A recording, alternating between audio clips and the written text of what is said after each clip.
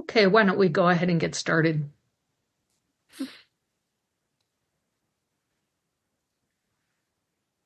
So hello, everyone. Welcome to Ask the Grant Writing Experts. I'm Dr. Meg Bouvier. You know me as the creator of your library of NIH grantsmanship courses. I have over 35 years of experience at NIH as an applicant, an intramural researcher, a staff writer, and now as a full-time NIH grant mentor. I've helped clients land over $500 million in federal funding, and I'm here to answer your NIH grant writing questions today. So grab a cup of coffee and let's get started. So a reminder that if you're attending live, you're in listen-only mode, so you can go ahead and start typing questions into the Q&A box. We do have a mini tutorial from a guest today, but we'll have plenty of time for questions as well. And if you're watching this as a recording, and I know more and more of you are doing just that, either within our library or on our YouTube channel, just a reminder that things change quickly at NIH, especially this year, and it's Wednesday, October 1st, 2025, as we're recording this, and everything we're saying is true today to the best of our knowledge, but of course, always double check everything, particularly with your program officer, who's probably your best source of accurate information. In terms of things that are going on with the membership right now, I think I had mentioned last time that there is an updated version of Master the R series currently that has now been posted in the course library. And there are updated versions of Master the P series, so the program project grants, the center grant applications, and Mastering the U series, which are cooperative agreements. So those two courses have been updated as well. And we'll have more course updates coming this fall. In terms of live events that are coming up, today is October 1st. So on Friday, I'll be doing my monthly virtual office hours. So those are always on the first Fridays of every month. And Riley will put the sign-up information for First Fridays in the chat if you're interested in that.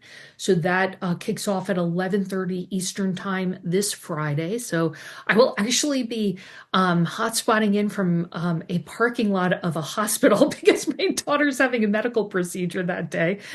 Nothing serious, but I need to be on site for that. So I will be coming to you from my car on Friday to answer your questions.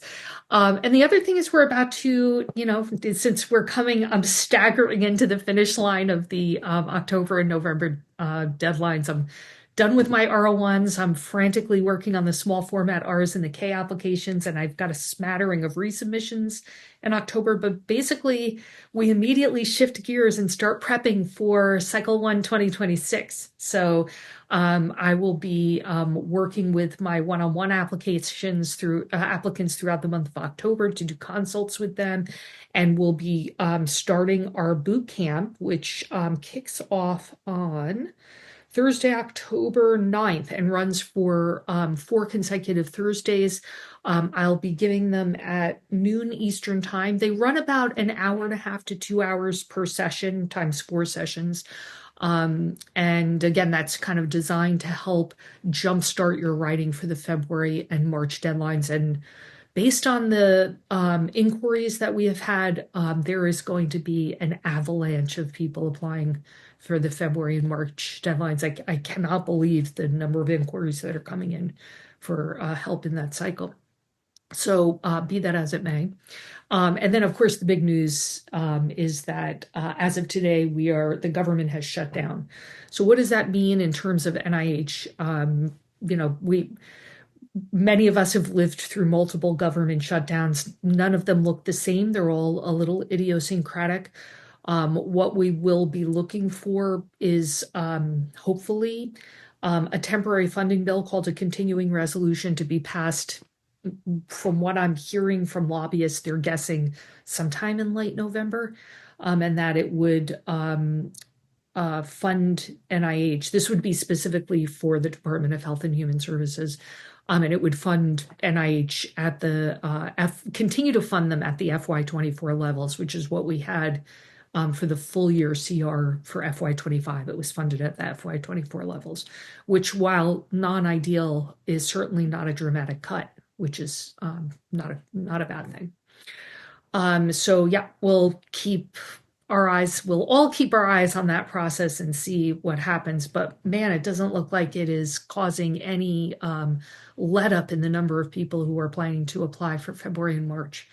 Um, Okay, so and then the other news, which pertains to the mini tutorial for today, is that the Common Forms is finally going to be released.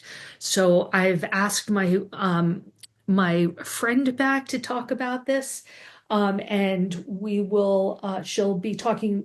Dr. Becky Miro was here, I think a few months ago, right, Becky, talking about this? Yeah. So she's updated her screenshots and updated the information we know about this. This will pertain to the BioSketch information. So Becky, why don't you take it away? Thanks, Meg. Right. So back in September, we got our NIH released a new notice where they talk about that they're anticipating the common forms to be released in November. As of right now, we don't have a specific date. But what they did do is mid-September, they released kind of like a playground where you can go in and test the functionality. They don't want any feedback. It's just there for people who want to test it out. But very clear, because I would hate to see a lot of people lose a lot of work. The notice does say that when they do release the official one in November, any work that you've done in there will be lost. So, let's just repeat that. Let's repeat that one more time, because that is like a key piece of information that we don't want people to miss. Say that one more time, Becky. I have the notice open, so I'm going to read it. The forms and data entered into the preview versions will be deleted and no longer accessible once the NIH Common Forms become available in November 2025. Yeah. So it is a playground. You can go in there and play around, but don't expect your data to be saved. Right. And honestly, while it doesn't hurt to go in and look, as you'll see my screenshot soon, the information is pretty much what you've always needed. It's just how you enter it and where you enter it that's a little bit different. So that said, let me go ahead and get started with the slides. So just an introduction, although I'm sure everyone knows. Usually I just Google ScienceCV, which is where you'll be doing this. I Google it, gives me a link, although I did put the link, the URL at the bottom of this slide in case anyone wants it. You can also We're not seeing your slides at the moment. Oh, am I not sharing? Just a minute. Sorry. Hang on a minute.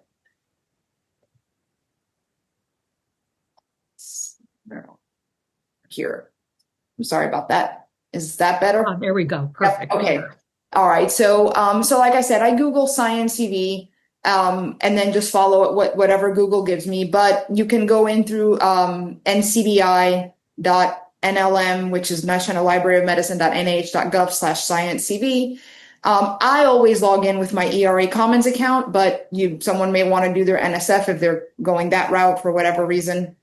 And then I also noticed, depending on how I accessed it, it could look like this.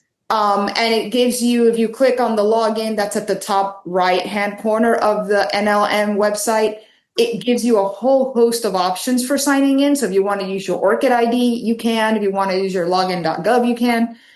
So anyway, lots of options. And then once you're in, this is what the dashboard looks like. And if you have not created or started any ScienceCV in there, you start at the bottom right-hand corner and create it. Once you've done that, you'll get a link in that spot of the version that you have created. The other thing I want to point out here, go ahead. Becky. I just want to remind people there's somebody in the room who has their hand raised. Just a reminder that you can just go ahead and type your question right into the Q&A box, and Becky will answer it.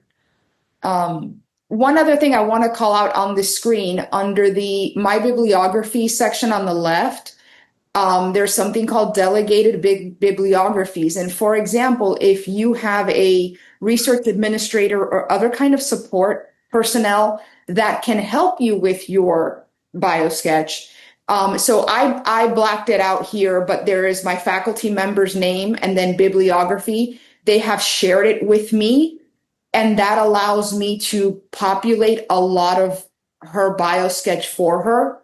So just remember that that is an option even in this system. Let's see, I might have duplicate slides here. Okay, let me skip ahead. The other part where you can start your documents is in your profile. So here, I've got my name. I've already linked and have my Commons ID linked to it. There are some of those steps which I could not recreate because I didn't want to delete my whole account and start over. But again, like I said, it's very, I thought it was very intuitive. I didn't think it was hard. And then down here at the bottom left, again, I've blocked out the faculty member's name, but they have delegated their Science CV account to me, and that lets me see her things and help her. The only thing I could not do is, and when I get to that slide, you'll see it, there's a section where you can pull your publications in. I am linked to my ORCID, not her ORCID. So at some point, I will need her to sign in as herself and use her own ORCID to populate her publications that support her personal statement or her contributions to science. All right, so then another screen you'll see is, you're going to create a new document. You can call it whatever you want. I called mine NIH test because that's all it was. But if you have different lines of research, you might want to call it something related to that. And I did not play with the external source or the existing document. I went ahead and started with a blank document. And under document type, you can see all the different options. In this case, NIH BioSketch, what I selected. But you can see that the current and pending other support is now here. So let's move on to the next screen. And again, disclaimer here, I'm assuming this is what it's going to look like when they release the final version. But again, we're just using the playground. You can populate all of your personal information. Then, so the BioSketch sections, as you can see, one of the things that's missing is the personal statement. So your professional preparation, no problem, your education, appointments and positions, same as before. And then we move straight into products. The personal statement is now part of the supplemental NIH form, which I will get into at a later slide. This is what adding your education looks like. Just a lot of typing into text forms, but once it's saved, it'll be there. Same for appointments, very, very similar. You type in your years, the position title. One thing, they don't want month and year. I have some faculty who in the old style BioSketch would do month and year for appointments. This is just the year. And then products. So I selected, and this I was able to pull from ORCID. These are my publications, and similarly, you can select other ones. And I think I remember these were like check boxes that you were able to check. I want these publications, but not these other ones. And then, so that first part was what the BioSketch has turned into. It's very, very limited. It's just your education, your positions, and those select products. Then there's the NIH BioSketch supplement, which consists of the personal statement, honors, and contributions to science. Becky, I'm just going to pause you for a second because there are a bunch of questions coming in pertaining to what you're presenting. So I just want to let people know. I know a lot of people have signed in since this started. This is being recorded. So everything, all of you, the Ask the Grant Writing Expert sessions are recorded, and you can find those recordings on your dashboard. Just go to your course library. There's an actual course called Ask the Grant Writing Expert. You can look up October 1st for this. And when Becky is done, she will share the URL for this, the NCBI URL. And there's also somebody shared the NIH notice about the NIH, the preview of the NIH Common Forms. And Riley, I'll ask you to grab that note. It's NOTDO 25152. If you could grab that and share it with the group, that would be great. Go ahead. Okay, so for the personal statement, just a text box, nothing special. You are limited to 3,500 characters, and I wasn't sure what that would look like. So I went and grabbed the NIH sample biosketch that's on NIH's page, and the personal statement that's there is less than 3,500 characters, and it's fairly long. Okay. So I didn't think that this was going to be a problem for most people, that character limit. Um, Does does that include spaces, do they say? I just edited one and I'm gonna see how many characters it is. I just uh, edited one for an RO3. they don't say. The one I looked at, yes, I counted the spaces when I selected it and did the word count.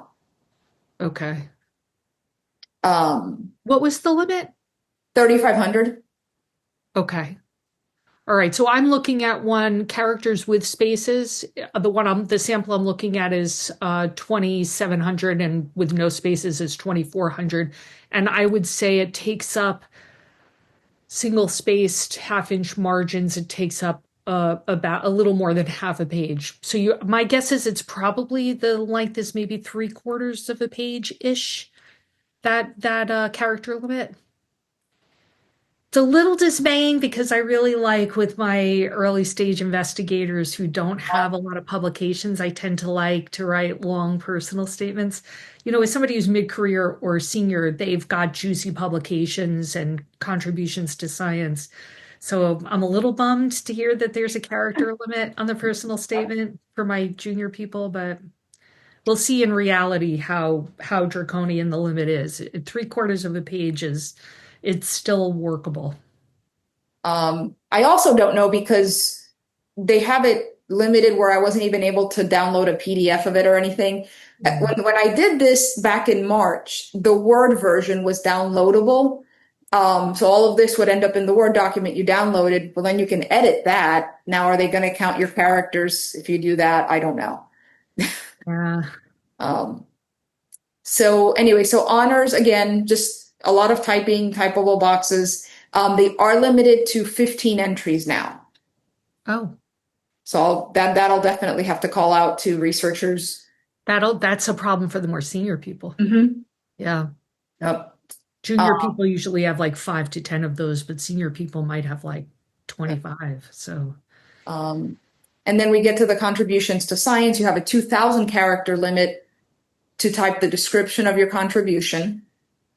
And actually, if you can see there off to the right, it says up and down. Once you've populated, let's say you do 2 or 3 contributions to science and you want to reorder them, that lets you do that. If you ever wanted to change the order in which they appear. yeah.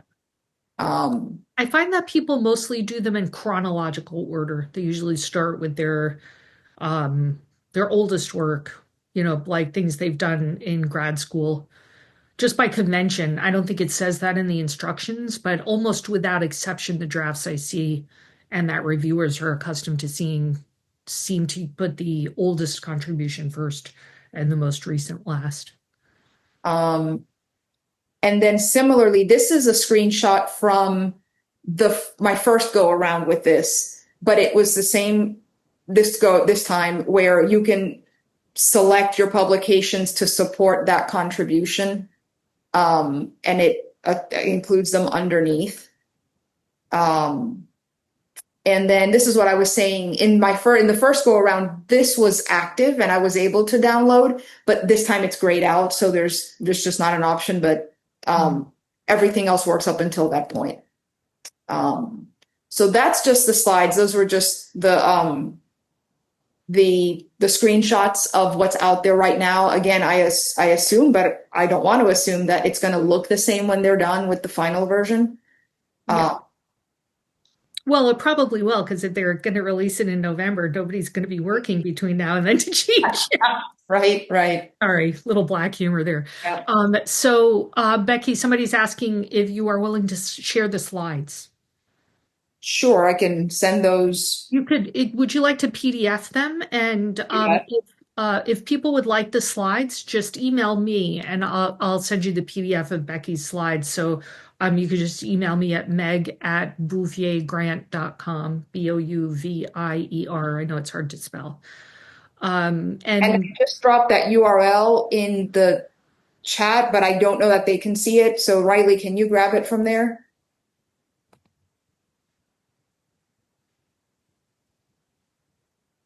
yeah, let me see if All right, Riley shared it. perfect. Yeah. Okay. So the person who asked that URL is now in there.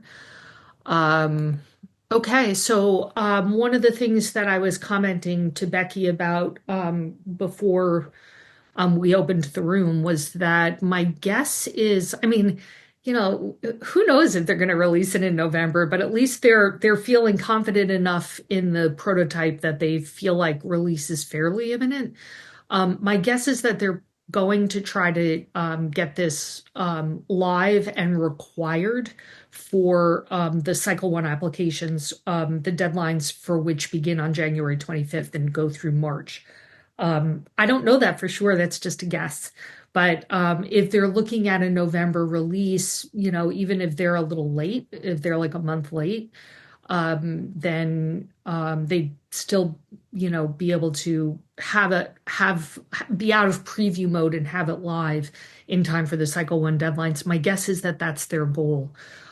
So we will keep you posted about anything that we see that says it's live and now it's required going forward. It's not going to be required for this cycle. It's much too late for that, for the cycle 3. So don't worry if you have like a November deadline, it's not going to affect you. But if you have a February or March deadline, it might. And I would say it probably will. And remember you would lose everything if you tried to put it in there now. Yes, right. I hate to see anybody go through that. Yeah, there are people who have logged on since the start of the Yes. presentation. So just to answer people's questions again, this is recorded. So if you missed it, don't worry. Just go to your course dashboard and look for the course. Ask the grant writing expert, and the recordings are listed by date. So today's October 1st, 2025. And if you would like the slides, I'm happy to share Becky's slides. Just email me, meg@bouviergrant.com. And this is it's in preview mode. The preview has been released. It is not yet required. And anything you can go in there and play around, but anything you put in there, any data you put in there are going to be lost when they launch, just so that you're not spending a lot of time on that. So if people have more questions about this, feel free to drop your questions in the Q&A. And otherwise, I'm going to just kind of proceed with answering questions. So and I had one mail-in question. Let me just close my BioSketch. And if people have questions about BioSketches, let me know. I know we just got some survey responses where somebody asked about tips for writing the BioSketch. I'm happy to answer questions on that. I can do a mini tutorial on that after. I think it makes sense to do that after the Commons form is officially launched, but the form is not going to change. So if you have questions about the form, like the actual content of the form, like what would you put in the personal statement or the contributions to science or those sorts of things, I'm happy to answer. I have lots of opinions about how to write a personal statement, so feel free to ask me questions. I don't lack for opinions. And another thing, actually, this is something Becky and I were discussing. One of the survey responses said that people would like to know more about how the rigor scoring criteria are looking for applications under the new simplified review framework.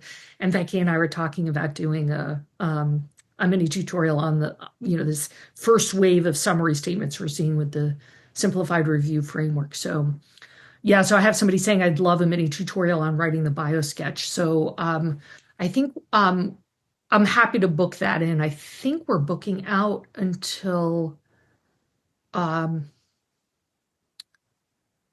February, but that's not necessarily a bad thing because, as I said, I really would prefer to do it after they release the common forms.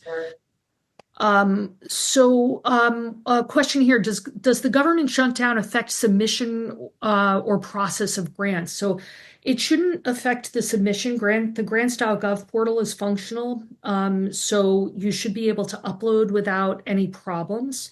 There could be other shenanigans going on, that we've seen during the course of this year, like NOFOs that are expired early with no warning and on very short notice. But barring something like that, typically when there's a government shutdown, you can still upload your grant to grants.gov. What is affected is awards. So when there's a government shutdown, it's a budget problem, right? So NIH, like all federal agencies, doesn't have an FY26 budget. That's not new because the budget for NIH is usually not approved on October 1st. A government shutdown is somewhat unusual, but certainly not unprecedented. So as I said, it's maybe somebody who logged in late, but I was saying at the beginning of this session that um, when I talk to friends who are lobbyists or in touch with lobbyists or government relations people who have their ear to the ground for this kind of thing, people's best guess is that there'll be a temporary funding bill called a continuing resolution passed potentially sometime like in late November, hopefully, which would put NIH on a what is likely to be a full year continuing resolution funded at the FY24 level. Government relations people never speak in absolutes, and yet most of them have said the odds of there being an actual FY26 funding bill by the end of the calendar year are exactly zero. And you don't hear them say things like that. So I think we're extremely unlikely to have a budget passed. I think there's probably going to be another continuing resolution, and that it would be at the FY24 level. Okay, so somebody's saying the personal statement 3,500 character limit includes spaces according to the character count associated with the text entry window. Damn it, that's too bad. Okay, so I'm going to guess that that's probably, I think the sample that I looked at was like 2,700 characters for like 3/4 of a little less, maybe half a page, single spaced. So I'm going to guess that that's still a fairly generous amount, but we're really going to have to keep an eye on that, especially with the junior people where and the K, well, I assume that it's the same for K applicants because that's not a fellowship biosketch. Yeah, so that's the same. It's a non-fellowship biosketch. So for the K applicants, it's also going to be 3,500, which is kind of a bummer because occasionally when I'm running out of space in the candidate section, particularly the candidate background, that first part of the candidate section, I'll truncate that a little bit, like, tighten it up and put some of those details in the personal statement of the biosketch in order to get within the page limit. And now I'm going to have to be aware of this 3,500 character limit, which is such a bummer because I really feel like I make good use of that in the personal statement for my junior faculty. Okay, so that's feel free to put more questions in the Q&A box, and I'm going to go to the question that was emailed to me. And it was this, I'm kind of adapting and simplifying this question because there were elements of it that were specific to this applicant who I've worked with before. But the general question from this applicant is, does it make sense for me to submit an ESI application for the October 5th deadline, which is a few days away? Or should I delay to February, given that so many ESI applicants are going to be submitting for February? Why are so many ESI applicants submitting for February? Because there was an automatic extension to the ESI deadline because of all of the shenanigans and delays in the late winter and spring. When the current administration took office, recall that study sections were canceled, and advisory council meetings where funding decisions are made were canceled. That delayed a lot of decisions. Some people weren't submitting. NOFOs were expired early to bring them in compliance with the simplified review framework. And amidst all the chaos, there were people whose ESI status expired, and they were not able to submit their applications because, chaos. And so NIH issued a notice, just giving an automatic extension to those folks whose ESI status had expired in the spring. So it stands to reason that one might expect more ESI applicants for the October deadline. And so this applicant was wondering whether he should wait until February. And there is some, wisdom to that. Of course, we can't possibly know for sure that there will be a higher census of ESI applications for October, but it stands to reason that there certainly could be, given this policy. So, his thought was even though the application may not change much for my specific application, I may wait till February so that the cohort is smaller. Because remember that everything at NIH, you're not judged in absolute terms. Everything is relative to your cohort.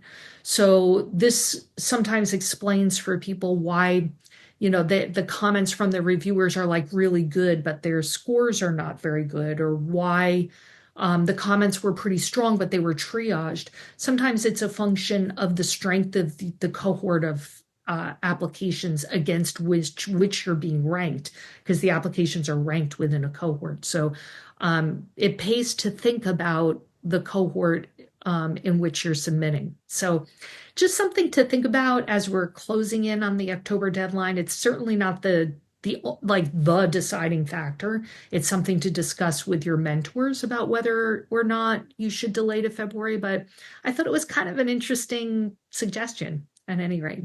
So if anybody has any thoughts on that, feel free to put them in the chat. So we actually don't have any other questions right now. I didn't have any other mail-in questions. I don't know if people are just like in a coma I know I am. I'm like staggering over the finish line of this. This was just a brutal deadline period, just lots of applications. So I'm very glad that Becky is a guest today because I'm so tired. But nevertheless, we're happy to answer more questions. So I'll give people a few more minutes in case they have questions. And in the meantime, I will let you know that we have the topics coming up on October 15th, 2 weeks from today. I'm going to do a mini tutorial on how to know when you're ready to apply for a program project grant or P-Series or center grant. So a lot of times clients come to me uncertain about whether they're a successful R01 applicant. They've landed, multiple R01s, and they're thinking about gearing up to write a center grant application, and they're trying to figure out how to know when they're ready to make that leap and what to do to prepare, because it's not a simple 4 to 6 month preparation. It's more involved than that. So because I just updated the Master the P course, I've been thinking about that a lot and thought I would do a mini tutorial on it. And then on October 29th, I have Rachel Sabelli coming as a guest.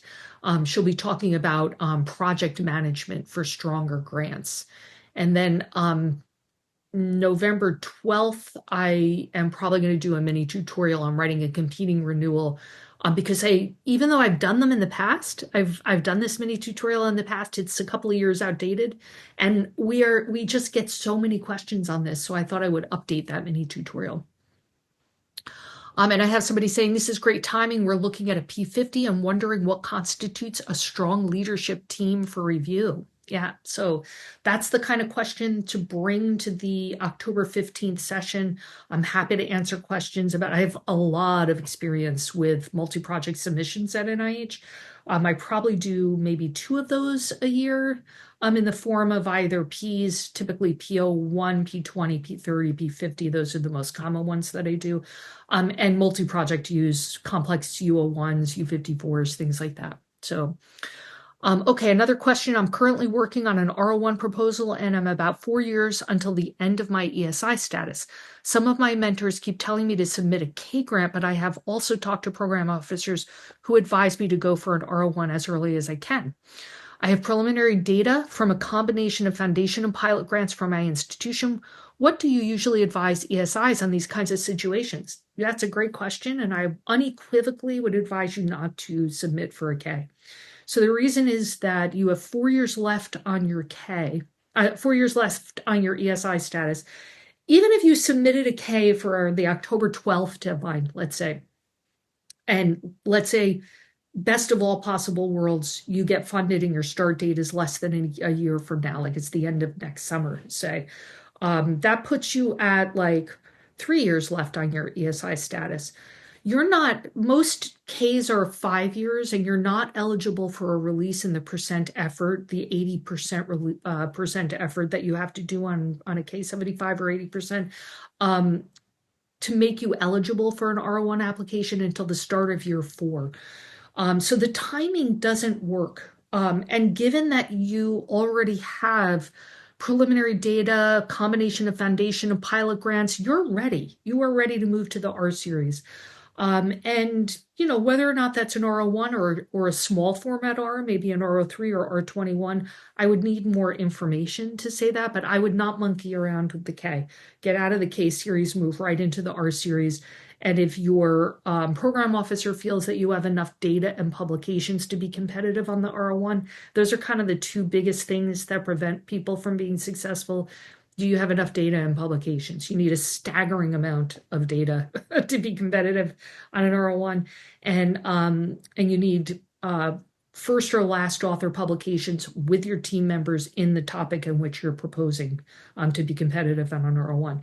If you don't quite make that, you could submit you have enough time to do like a 2-year R, so you could look at the R21 or R03, or you could just start submitting in the R01 and use it as a learning experience to learn about your study section, about the what they like or don't like, their potential scientific biases, how they might respond to a given study design, because it's an iterative process. Very few people statistically land their first R01, so you're looking at this in the long haul.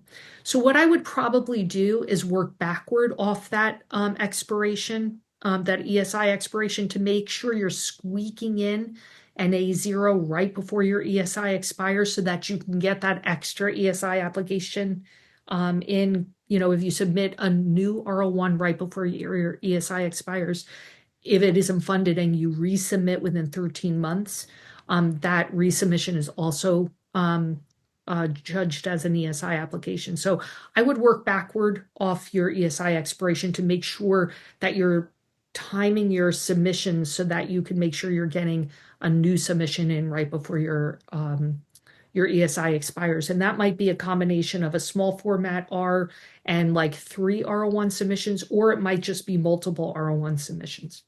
So yeah, don't do the K. I'm usually not this unequivocal, but in this instance, I'm unequivocal. Don't do the K. I think it's a really bad idea. Okay, how serious is the change in direction component of the Katz grant? You have to describe this change in a separate paragraph. It's actually a separate document, not just a separate paragraph, but I don't know the degree. I think it's a 1-page document actually on the Katz. But I don't know the degree of change is how the degree of change is gauged. For example, if the change needs to be something you've never done before, such as a method or technique, how do you convince the reviewers that you can do it? So this is kind of the $1,000,000 question, right? And I have to say, in my experience looking at summary statements on the Katz applications, what they deem a new direction can be pretty variable from study section to study section. So I don't know if it's helpful, but in the Katz FAQ, they define new research direction. There's a paragraph to that effect. Yeah. And the thing is that I've seen things that I thought were kind of a slam dunk where the reviewer's like, that's not a new direction. And I've seen things where it was kind of like, really? Like, that seems like a stretch to call that a new direction. And reviewers are like, okay, we buy it. So this again is a situation where you may have to, it's a little bit of trial and error. I will say that practically speaking, I know that I probably shouldn't be saying this in a live forum, but practically speaking, having worked with lots of Katz applicants over the last few years since this NOFO was released, because it's a fairly new NOFO, it's, and those who don't know, it's a type of ESI R01 that is meant for applicants who are changing direction, their research direction. So it's kind of like an R21, but with a longer time frame and bigger budget. And you are not allowed to report preliminary data on the Katz. In actuality, what most people do is they withhold their data. They actually usually do have some data in this putative new direction. And what they do is they'll if they don't have enough data to be competitive on an R01, sometimes they'll submit a CATS. And while they're waiting for the reviews on the CATS, they'll frantically gather more preliminary data with other funding sources. And then if the CATS isn't funded, they'll be positioned at that point to submit it to the parent R01. So lots of people do that. But what constitutes a new direction is a little tricky. It's, like I would say I don't often see people doing an entirely new method or technique. I think sometimes they're applying their methodologies to a new area, a new funding area. So that's something that I would typically see. But as Becky said, there is something, Becky, if you can quickly pull up that FAQ and drop the URL in the chat, that would be great. Okay, I was going to drop the whole explanation, but let me find the FAQ. Yeah, you could put the whole explanation there. I mean, it's kind of the $1 million question, Leah, the person who's asking this. It's like what constitutes a new direction? It's probably the question I'm most often asked about the CATS, and it's not like cut or dried, and I'm often surprised at how reviewers react. So, you could run it by the program officer for the CATS if you can get a hold of them. And otherwise, part of this, again, is an iterative thing where it's like, make your best guess and then shoot your shot and see how the reviewers respond to it. So, how does institutional backing differ between R series and K series? Must the institution commit research space to make an R series application viable? So the first question is complicated. The second one is easy. So the second one, must the institution commit research space to make an R series application viable? The simple answer is yes. So your institute is applying for the grant on your behalf, and by submitting it with them as the designated institution, they are saying that they are promising to offer you the space to do the work. So this question often comes up for our applicants when they are not like tenure track and don't have their own lab. They have to describe the space that they have to conduct the experiment, and the institutional, the facilities section has to describe it, like down to the square footage, like how much bench space they have, et cetera. The other piece is a little more complicated, the institutional backing between R series and K series, because of course, I've just explained the R series version. K series is a little more complicated because of course, a K recipient might take their grant and go somewhere else, right? Like they might land their K and then they become competitive on the job market and they go and move somewhere else. And the reason that it gets complicated is that for years, I would say, I would often see in summary statements, reviewers complain that the institutional letter on a mentored K award, did not say that the institution would offer that applicant a faculty position regardless of whether they land the K.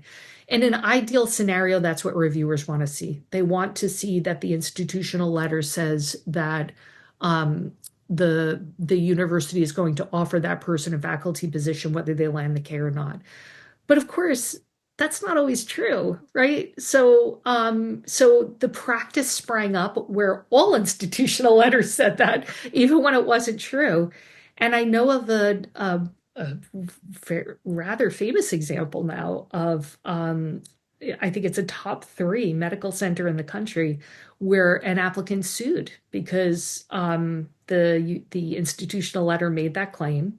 The person didn't land their K. They weren't offered a faculty position. They were meant to move on. And the person said, but you said in my applicant in the institutional letter that you would hire me regardless. So he held them to it. And since then, institutional letters do not routinely say that. And it hurts the application when that happens. So it's, and how that's handled changes, it differs from university to university. So it's a little tricky what the institutional commitment is for a K. I can tell you that while I have no end of work from universities and academic medical centers to do one-on-one editing and advising at the R level and beyond. Many universities will not have their contracts cover K applicants because they don't want to invest in them because they're going to take their K and get a faculty position somewhere else. So it's a little tricky, I will say. But anyway, the R part is simple. If you're submitting an R, your university has to commit to giving you space. Okay, a couple more questions and then we'll take off. Let's see. Our team was recently redirected by a senior colleague from an R01 to an R34. She thought the shorter timeline would be more feasible. I understand it requires intervention, development, and testing. Is that correct? What else should we know about the R34? I'm guessing it's not just a shorter R01. No, it's, well, so R34s are actually not supposed, when an R34 is a planning grant, it is most typically used as a clinical trial planning grant, and it sounds like that's what you're talking about here. There is no longer a parent R34. A number of years ago, there was a parent that was done away with, and now individual institutes sponsor their own R34. So they can vary a little bit from institute to institute, but they differ dramatically from an R01. This is not simply shorter time frame. So the typical R34 is 3 years, and it might be 450,000 in directs. So it's more than an R21, less than an R01, but it can vary. I've seen I think there are multiple R34s at NCI. I've seen them go up to like 600,000 in directs. But it's pretty typical to be 3 years, 450,000. The goal of an R34 when it's used as a clinical trial planning grant is that you should be laying all the groundwork you need to inform the design of the full-scale trial at the R01 level. So many of those NOFOs specifically say you should not be doing an intervention, like you should not be looking for testing and intervention. You should be figuring out how to recruit your population. You should be refining your tool or intervention or whatever it is. So you have to look at your specific R34 to see exactly what they're asking for. I will say, Janet, that Becky and I recently did a mini tutorial on clinical trial planning grants, and we compared like the R34 to the like R33, R61. There are different ones. Even the R21 technically can be used as a clinical trial planning grant. So if that's where you are in your process, where you're trying to gather the information you need to eventually inform the design of the full-scale trial at the R01 level, you should be looking at that group of NOFOs, of those mechanisms. So you could take a look at the recordings of Ask the Grant Writing Expert. It was within the last, I want to say the last. That might have been in July, I think. Yeah, I actually have the list in front of me, so I'm just going to see if I can. Let's see. Which NIH mechanisms can help you prep for future R01 funded clinical trials? July 23rd. We also did a blog post, and I did a series of YouTube shorts on it as well, for whatever that's worth. But probably the easiest thing is to go take a look at the AGE from July 23rd. It is an R34 is not simply a small R01. Oh my gosh, no! Like, don't do that. So go take a look at that and see if that's helpful for you. Okay, 2 more questions and then that'll be it for today. One of my friends specializes in mechanisms of sex differences in disease etiology. Do you have any advice how to rebrand this research career as well as research proposals that align with the research expertise while also align with the current funding priorities? Yes, I would say that what you probably want to do is the person wants to take the TAC and the significance section and the impact statement on the Ames page and, et cetera, that whatever the disease is, disease X, it is, you will be able to reduce morbidity, mortality, and above all, cost and burden to society by understanding the mechanisms underlying that disease. So that would include understanding differences in the way it presents in the two sexes. Make sure you say two, um, so that you can it will inform work to reduce disease burden and cost to society of disease X. So like everything has to come back to like lowering cost, reducing disease burden, that kind of thing. So it can't be like, you know, we're doing this because it's the right thing to do. It really always has to come down to dollars and cents in this administration, unfortunately. So that's how I would handle that. Last question. I do not have a publication with all of the researchers on my R01 proposal, but I do have a publication with most of them, and where I am the lead senior author. Would that be regarded as a weak point in my application? Any advice on how I can better frame these collaborations? That can work, but it depends. So I've seen it work with, like maybe the PI hasn't worked with every single person, but the one person they haven't worked with, that person has collaborated with a significant co-investigator, for example. That can work. Or sometimes I've seen people submit an R01 and while they have publications with a person on the team, like a biostatistician, that publication wasn't in the field in which they're proposing. I've seen that work as well. So it's not like a hard and fast thing where it's like the team has to have published together in the topic in which they're proposing, and the PI has to be first or last author on those publications. Like that's what you're going for, and you're allowed like slight variations on that at the discretion of the study section. So I have seen it. I have seen that work. Like especially depending on, like if you have a really significant co-I and the PI hasn't worked with them before, that's not going to work. But if you have somebody who's like a consultant and it's the first time the PI is working with them, but somebody else on the team has worked with them before, like I've seen that work. But yeah, so it kind of depends. And again, like you could use that first submission as a learning experience, like with a goal of getting it scored at that study section and learning the quirks of that study section while you get a publication with everybody on the team, even if it's like, something that's like, I don't know, in review when you submit and with the hope of it being in press in post-submission material. So, yeah, I would, like I wouldn't let that hold you up if you're pretty close to the requirement. I'd probably put the submission in and use it as a learning experience and see how the reviewers respond to that. So, okay, we're 10 minutes over. Thank you all so much for coming. And a reminder that Friday we have First Fridays. So this Friday at 11:30 Eastern, not recorded virtual office hours. I allow people to speak. You can come and get advising from me. It's free advising with your membership. So 11:30 Eastern, you have to sign up for that separately from this format. So the sign up is in the chat. October 9th, we start our boot camp, which is 4 consecutive Thursdays at noon Eastern, and that goes about 90 minutes to 2 hours per session. Again, you can bring your questions there, happy to answer them. And then 2 weeks from now, I'll be doing a mini tutorial on how to know when you're ready for a program project grant, an NIH Center grant.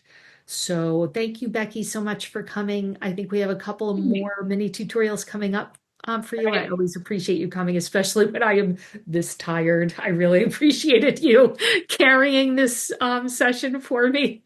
And I won't lie, I'm glad to end this because, as you know, we have no AC and I'm in Florida and it's really hot. So yeah, Becky and I are in different parts of the country. I'm in Western Massachusetts where we're freezing. So thank you everybody for coming, and I hope to see some of you at the upcoming live sessions. And for those of you who are submitting, because we're coming up, it's October 1st, we're coming up on the cycle 3 deadlines. I wish you all the very best of luck. We are, there are a lot of people, support people, RD, pre-award, people like us.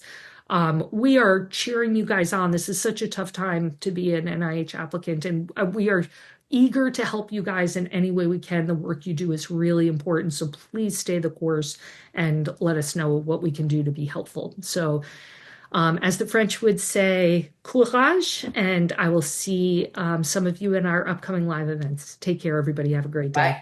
Bye. Bye bye.